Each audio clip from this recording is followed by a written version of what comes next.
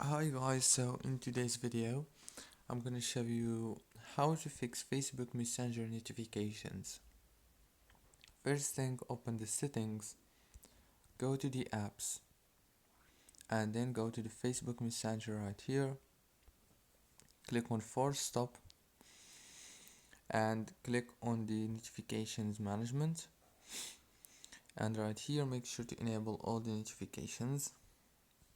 Go back, click on the permissions, enable all the permissions and go back again, click on data usage. Also right here make sure that everything is enabled and then click on the power usage details, enable the power consumption alert, and the last thing is restart your phone. Don't forget to like, subscribe.